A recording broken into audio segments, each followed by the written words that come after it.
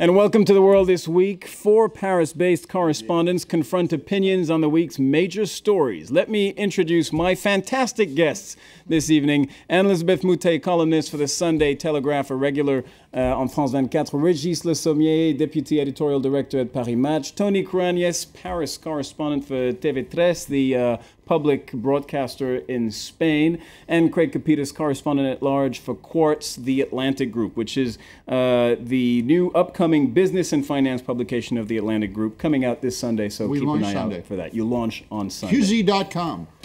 Let's start with this. This week, protests spread across the Muslim world against the American-made film Innocence of Islam, which ridicules Prophet Muhammad. Riots in Pakistan have left scores of people dead. Earlier this week, Hassan Nasrallah, leader of Lebanese group Hezbollah, urged a global mobilization to defend the Prophet. And the Afghan insurgents who claimed responsibility for a suicide attack against Westerners in Kabul this week said that they carried out the attack in protest against the film. And here in France, protests have been strictly forbidden. So, Régis Le Sommier, all week we've been monitoring the reaction to that film, the reaction in the Muslim world. Has it lived up to your expectations, so to speak? Has it been what you expected? Well, it has been... I mean, to a degree we've never seen before, but it was.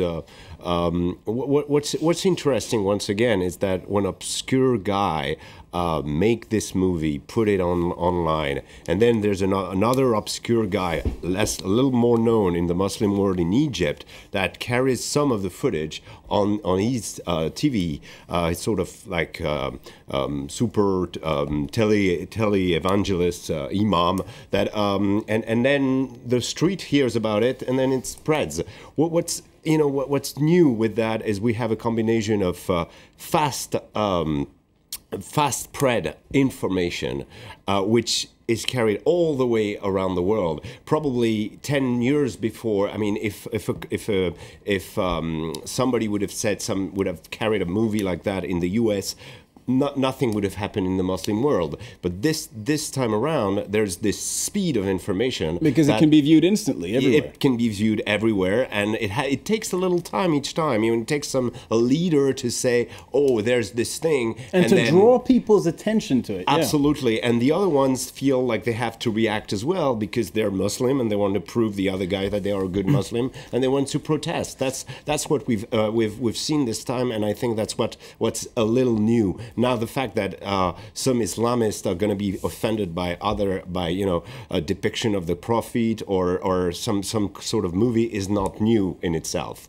It's not just some Islamists. I mean, we're talking 45,000 people rioting in the 5 largest cities in Pakistan. Obviously, yeah. Well, in what I see, what I see in that is you find leaders in all those communities that drag people to the street, that carry the protest, and it's a touchy subject, of course, but it's the first time that we see such a thing, that's a widespread phenomenon, I think. Anne-Elisabeth, what do you make of Western reaction to these protests and sometimes these riots and violence? It seems that much of the reaction coming out of the Western world has been focused on blaming the film rather than blaming protesters or rioters. Yes, and this was even true in the beginning of the State Department until they realized, and they had information, all of which was explained in several pieces in the press this week, including yesterday in the Wall Street Journal, that the attack on the embassy in Libya, for instance, had been planned for several weeks and was completely unconnected to anything that they might not have known about the movie, but certainly the movie was used as a pretext. But by and large, instead of sort of looking at the phenomenon and saying, here are people rioting and killing people, we say, oh, it's our fault that they're rioting and killing people. And that's complete madness in the West, because then it means you're paralyzed. You can't do anything, you can't say anything. You are provoking rioting, you're causing the riot. So the people who provoke the riot are the people who are rioting, and the people who cause mayhem are the ones who are torching the embassy and lighting the fire and killing people. It's interesting. We should really sort of stick to our guns on this one. Barack Obama released the American administration released films to be broadcast on Pakistani television. They spent $50,000 to $70,000 on this, showing, and we'll see the pictures coming up on screen, showing Barack Obama, Hillary Clinton speaking. This was all translated into Urdu for the Pakistanis to understand, basically condemning this film. Tony, there was an interesting editorial in the Wall Street Journal this week where Bret Stephens was basically saying this is a case of double standards, because we are in favor of free speech, but we don't want to say it too loudly. He's talking about the Americans. We don't want to say it too loudly, lest we enrage the Muslims even more. Well, I would say it's more probably a victory of oversimplification, because I mean, I agree with both. I agree with freedom of expression, freedom of opinion, freedom of designing, freedom of films, of course, and say whatever we want to say. But at the same time, I think we have to be reasonable about what's happening around the globe. So that means not stopping ourselves of saying what we want to say, of showing what we want to show. But at the same time, we have to understand that we are trapped in an oversimplification of the situation. For example, I think it's not the first time that we are in this situation. The first big one was with Salman Rushdie and the satanical versicles. That was something that happened 30 years ago. The difference now is that it spread all over a lot faster, which let me hope that it's going to disappear faster as well. And at the same time, it's something completely different, because nobody argues anything against the arguments and the novel written by Salman Rushdie. It's interesting, if I can just interrupt. Something to provocate. I think there is a difference in between the art that Salman Rushdie was able to give to the world with his novel, and there's something different in between that and what we're talking about now. It was something definitely going to. Let's just listen to Salman Rushdie before we listen to Elizabeth Moutet. If you could just give me a second, let's listen to Salman Rushdie, because this is what he had to say about this. I think we're weakening our resolve. I think that people's willingness to defend literary freedom, intellectual freedom, and so on, is weaker than it used to be. And there's a greater desire to appease and compromise and back down. There are increasing numbers of attacks on artistic, and not just artistic, but scholarly work.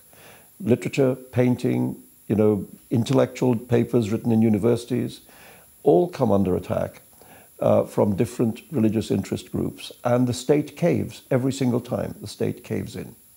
So, Tony, you're saying we have to be mindful, basically, of cultural differences. He's actually saying the state caves in every time. Greg and Elizabeth, I can see you both agreeing. Greg? Yeah, I mean, what we're seeing on your screen here, if this is the best Allah can do, then I'm not very impressed. Look it. This is a... No, you're talking about the riots? No, the riots that I'm looking at right here. The bickering children of Abraham, which we've seen for more than 2,000 years. Jews, Christians, Muslims fighting each other. Look, the right to free speech is absolute. This is a no mythology zone. The right to express yourself, to free speech, does not automatically include the right to be taken seriously. If someone doesn't like what I'm saying on this show right now, or what Anne's saying, you know what they can do? They can turn it off. They don't have to look. And the hypocrisy of the Arab world in this, it redefines the word. Try and open a church in Saudi Arabia. Try and be a Christian in Pakistan. If the Pakistanis, Muslims, want to chop off the nose of a woman who happens to take up her head veil, fine, go right ahead. That's what you do there. Go right ahead. Frankly, I don't really have a problem with that. It's their culture. It's awful. It's abysmal. But that's just the way it is. Free press is absolute. The people you see on the streets here, they don't get that. Is it our job? Is it the American government's job, or the British or the French government job, to educate these people? I don't think so. All right, but hold on. Does someone on this set identify with the feeling of actually being offended by something, be it the film? We're going to talk about caricatures. I really would like to make a point here, which is that if you're a believer You believe in a God who's all-powerful and all-knowing and who's created us, his creatures.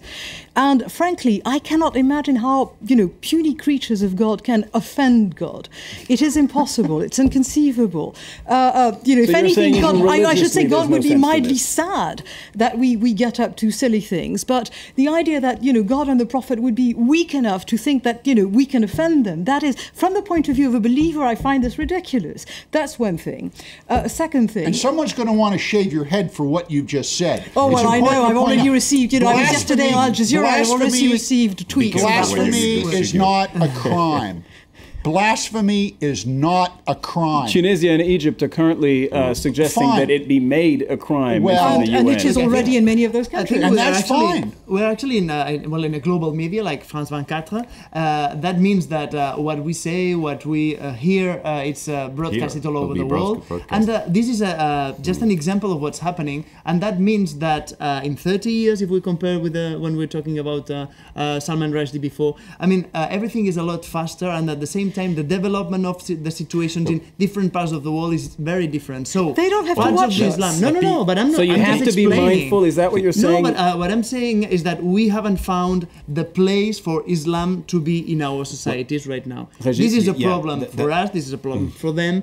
With that, I'm not saying that we have to repress. Wait a second. Wait a second. This is not Islam. Let's just listen to just a second. This is not Islam. It's a part of it. I remember what Egypt was like 50 years ago, 40 years ago. I remember what great tracts of the Muslim world were. They were quite tolerant until fairly recently. And they were a year ago. We were talking about we are talking about the revolution in the Arab Spring. On Islam. We are not talking about what Islam has been in the past. We're not talking about millions of Sufis who would never do this. We're talking about the victory of the Wahhabites and the Salafists and the most extreme and bloodthirsty people, and they say that their stunted faith is the faith of everyone. And that's basically the argument that's been put forward by Salman Rushdie. I just want to add something on the political side of this. What's interesting is we've seen riots all over the world, but we've seen it's an expression of anger, of deep resentment, and I think this cartoon,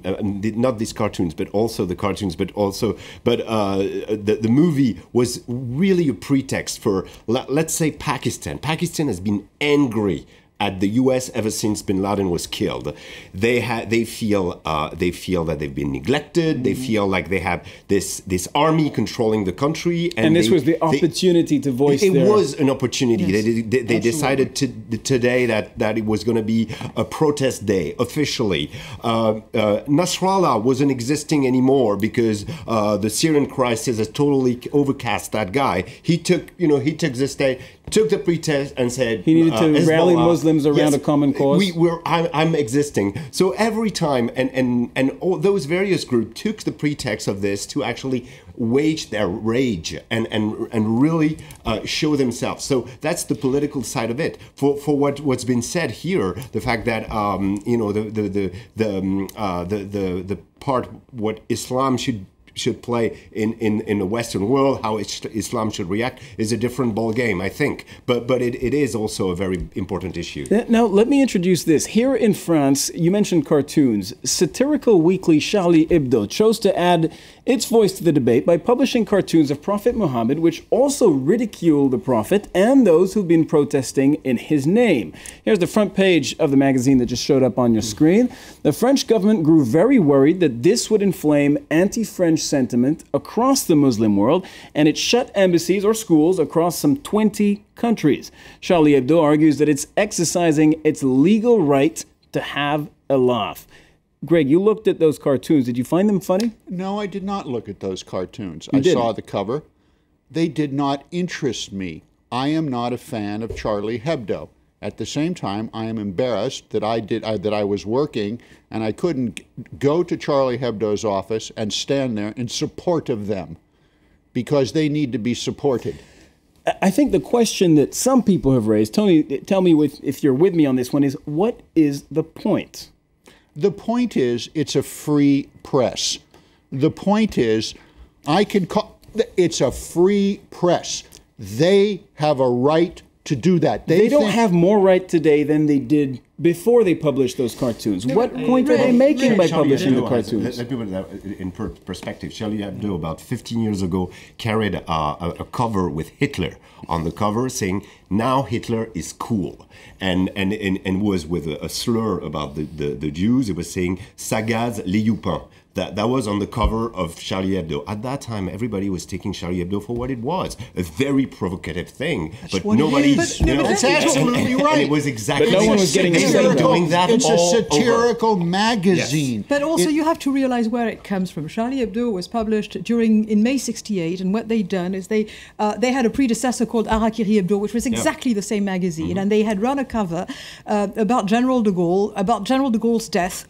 General de Gaulle had died, and the week before there had been a fire in a nightclub in southern France, and so they said, bal tragique, tragic fire in a nightclub, one death in Colombey, and so the Interior Ministry of the time decided to forbid them, and the following week came out the exact same magazine with as provocative covers, but called Charlie Hebdo instead of Harakiri Hebdo, and nobody decided to touch that magazine.